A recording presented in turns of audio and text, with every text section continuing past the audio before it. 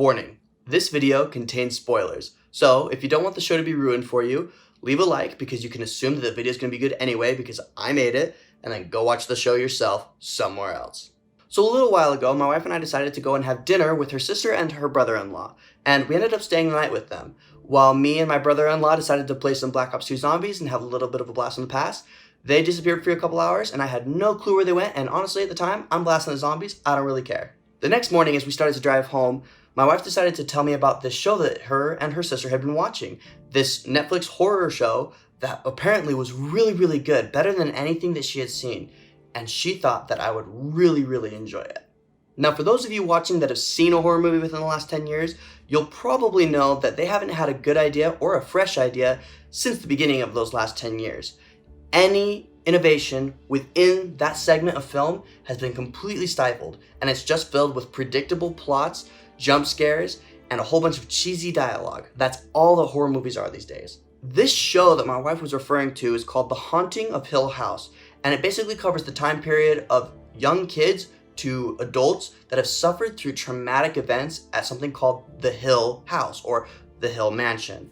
And they experienced a whole bunch of traumatic events when they were younger there, and they spend the entire show trying to come to terms with the things that have happened, and you as an audience try and figure out what actually happened and piece it all together so that it fits at the end. It is a very good series, so I'll go ahead and upload a review here in a little bit, and when I do upload it, it's going to be right here. The subject of this video, however, is going to be the spin-off Netflix series, The Haunting of Bly Manor, which was released in October of 2020, or the month that this video is released. And I gotta say, it's not anywhere near as good as The Haunting of Hill House was. Like many shows, it has its flaws, but the flaws in this show keep it from being even half of what The Haunting of Hill House was. So, without further ado, kick back, relax, and let's go ahead and talk about the problems with The Haunting of Bly Manor. First, let's take a quick peek at the plot and see what's going on there. Now, one video would not do justice to the plot, and it's not even really possible for me to fit a very expansive version of the plot into one video in the time length that I have. So I'm going to do a very quick run over of the entire series for you, and I'm not going to get everything, but please forgive me. Way back when, there was two sisters. One of them was a jerk, and the other one that was just kind of whatever. Their dad had just died, so they needed to get married so that they could keep the house that he had left them. So the jerk got married to their cousin and got pregnant and had a baby, but then her cousin husband decided to cheat on her with her other sister. Ew. The jerky sister ends up getting sick and becomes even more of a witch than she already was. Her sister, who's cheating with her husband, ends up deciding to say drop dead, literally, and then decides to smother her to death right there in the bed. But the jerk chick, real name Viola, decides that she doesn't really want to go to heaven because, I don't know, reasons, and so she gets locked in the trunk with a whole bunch of dresses and she waits for someone to let her out. Unfortunately, the person who lets her out ends up being her sister who killed her, and so she decides to repay the favor and strangles her right there. Over the next few hundred years, she's cursed to live in the lake, and she roams around at night looking for her daughter who she had lost all those years ago, and she ends up killing every single person in her path for pretty much no reason at all, just kind of like an rage thing, I don't know. And every single person that she ends up killing on the property of Bly Manor ends up being trapped there for all eternity because, again, reasons. Fast forward in time. We got this couple whose names really aren't that important living in the Bly Manor with their children, Flora and Miles. The wife is cheating on her husband with his brother whose name is Henry. Henry and his brother's wife have an oopsie, and long story short, Flora is actually Henry's biological child. The dad eventually finds out that his wife is cheating with his brother, Henry, and tells him to piss right off and never come back. He and his wife go to India to try and save their marriage. Side note, who goes on romantic trips to India? And they die in possibly the most convenient accident of all time. Both of them dead, right there. No reason, just the plot. Henry obviously is pretty bummed about all of this, and so he sends the two kids, Flora and Miles, to Bly Manor with a nanny to be taken care of so that he doesn't have to see them at all and be reminded of all the things he did. He hires an American named Rebecca, and she, along with Jamie the gardener, Owen the cook, and Hannah the housekeeper, work to keep the operation up and going. Just one problem with this. Henry's main man and butler, Peter, decides, I have a thing for Rebecca, and so they both start going at it, and they decide that they're gonna have a fling right then and there. Peter is planning on piecing out to America and wants Rebecca to come with him, but he's kind of a jerk, so she has some concerns. Turns out the entire reason, though, that Peter's super mean is because his dad abused him, which is really, really sad. Peter is about to peace out with her forever and head to America when all of a sudden, he gets killed by Viola, the jerk-faceless white lady from the pond. So Peter's a ghost now, but he all of a sudden finds out he can possess people, just temporarily though. The only way that he can really possess someone permanently is if they invite him to come in and possess them permanently. Long story short, he basically manipulates Rebecca into allowing him to possess her permanently and then has her kill herself so that she can be his ghost boo. I don't know, it's a really weird thing going on.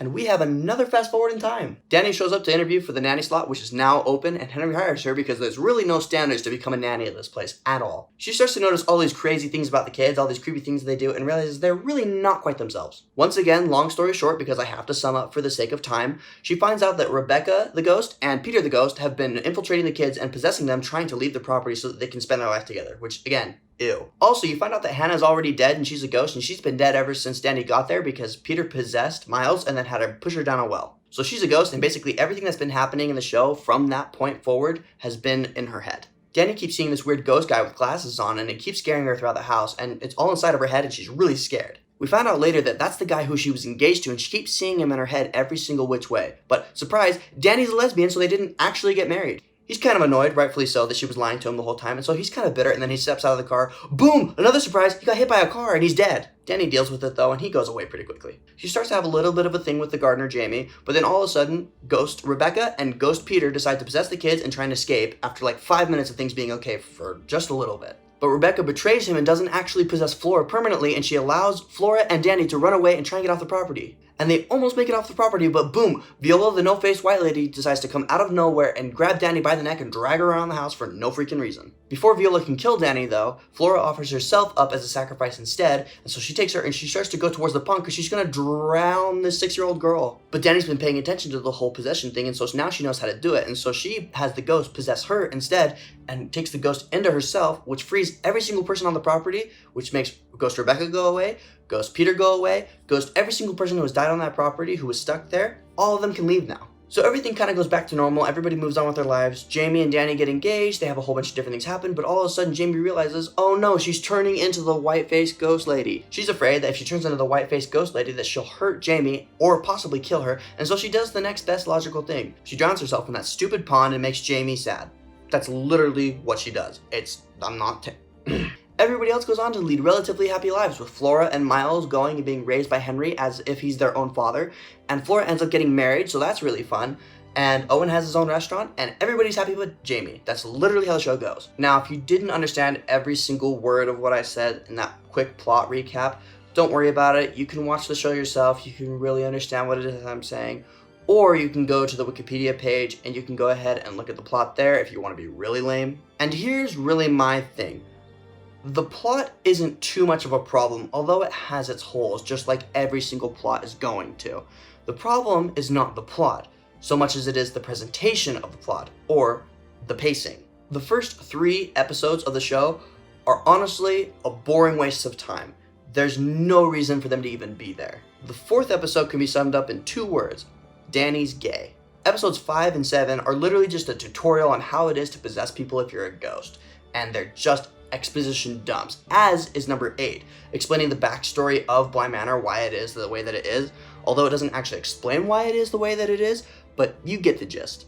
And in episode 9, they basically solve every single problem with Bly Manor in 10 minutes, and then they spend the rest of the episode taking a massive dump on every single good character, and I'll explain more of what I mean about that later. Honestly, the pacing of the show makes me think that the show creators thought, let's just go ahead and transition everybody into the show, let's ease them into it by boring them out of their literal freaking minds. And then one of the writers finally got off of acid and looked up and realized, oh, we don't have 74 episodes, we have 9 episodes to get all of this in. And so they decided to cram everything into the last couple episodes. The show is really poorly paced, and it feels a lot like a cop show. You know how they have those episodes where, here's the drug episode, don't do drugs, kids, or they have the kid who's on the, not really the straight and narrow, and he's kind of like zigging and zagging, and it's up to the cop to kind of save him and show him the right path. Don't go to jail, kids, straight and narrow path, don't go to prison. Basically, it's just these themed episodes where they beat the horse to death, and then they beat the dead horse, and then they go and they find the horse's owner, and then they beat him to death too for good measure. Because there's so much information that they try and dump in really quickly in a short amount of time, the show's delivery of the actual plot, which is actually pretty good, is really poor, and it feels super clunky, and a lot of it feels very convenient, very plot oriented, like you're doing this just because right now you need to get it done or you won't have any other time to do it. And so it feels really forced. Also, don't get attached to anything, because as soon as you get attached to something, the show creators will take a massive steaming dump on it within 15 minutes and destroy everything you loved about it. Again, more on that in a second. Second, let's go ahead and look at some of the characters of the show. The characters in this show are super hit or they are super miss, and there is no in between. Danny is the American nanny that comes over to help babysit Flora and Miles, and I'm not kidding when I tell you she has the emotional depth of Patrick from SpongeBob. And this makes me sad because in The Haunting of Bly Manor, they used a lot of the same actors that they used from The Haunting of Hill House. And this girl, Danny, played Ellie in The Haunting of Hill House, and she was really good as that character. She was very emotional, and you really loved her and everything she was about. In this show, she's carpet. That's it. She gets walked all over, nobody notices her, nobody cares about her until there's something wrong with her. The problem with her character is that they make her character seem unbelievably stupid, and then they don't even bother to redeem her at any point. So I don't even understand why she's the protagonist. You remember 5 seconds ago when I was saying that they took a huge dump on all the characters at the end? Well, think about this one for a second.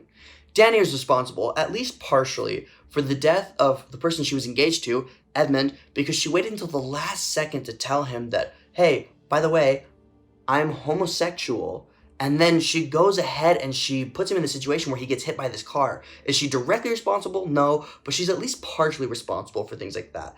She ends up fixing a lot of these things, a lot of these problems that she has with herself, and a lot of the traumatic things that come as a result of being responsible for that kind of event. And she gets in a relationship with Jamie, which is a good thing for her in the context of the show. Then, after they confront all the things that they confront at Bly Manor and become even closer as people, she realizes that the lady, the no-face lady, Viola, that we were talking about earlier, she's beginning to take control. Or not really control, that's not really the word I should have used, but she's starting to appear more.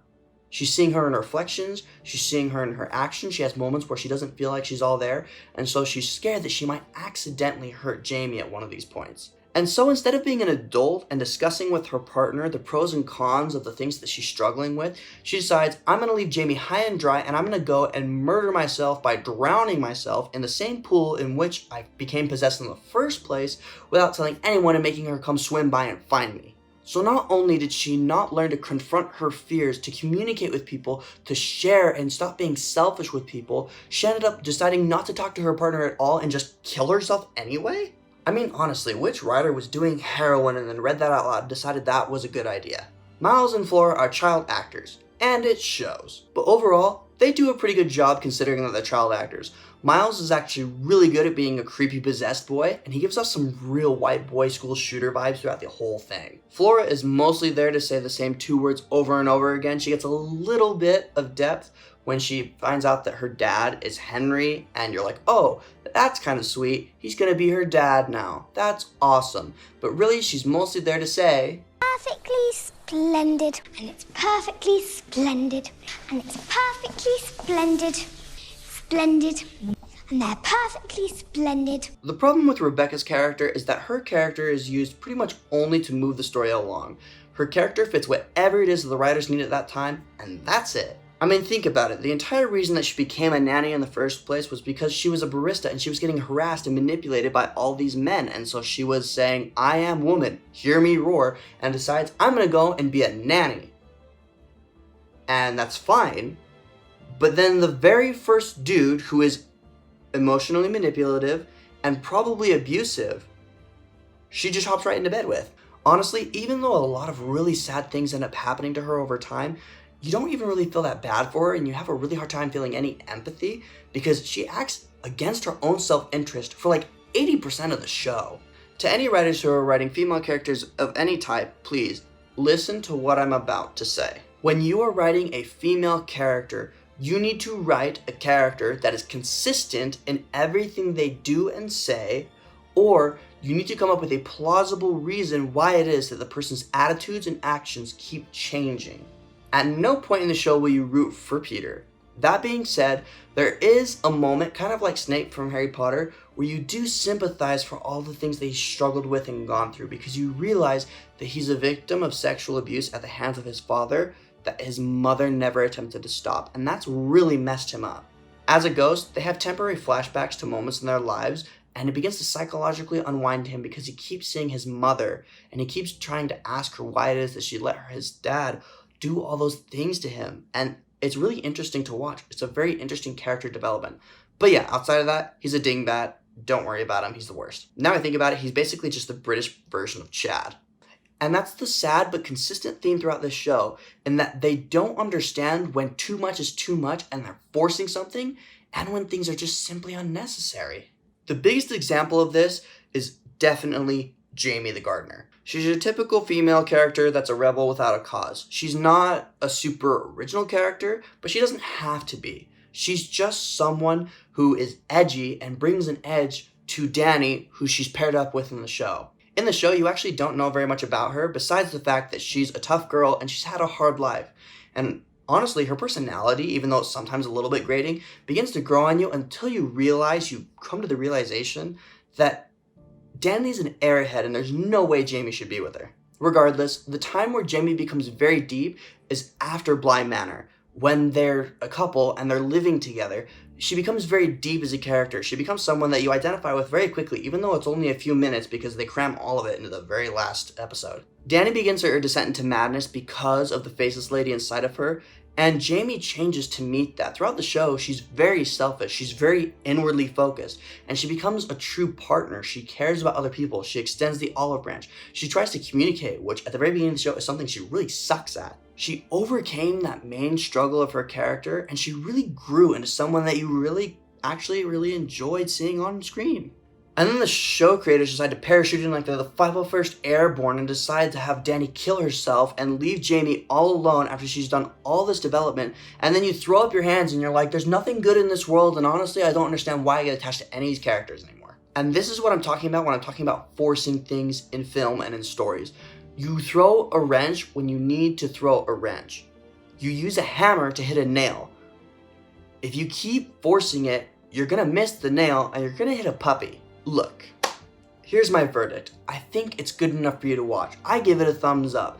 There are some really good things about this show. The music is spectacular.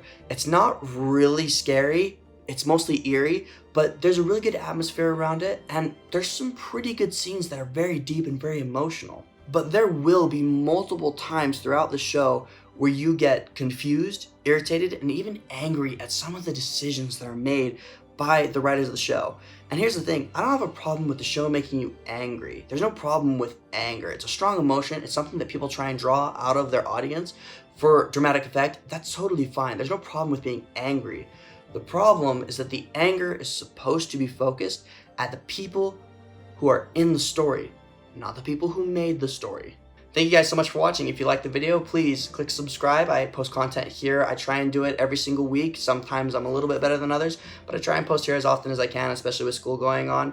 Leave a like if you really enjoyed the content as well. Leave in the comments what you thought and what it is that you agreed and disagreed with.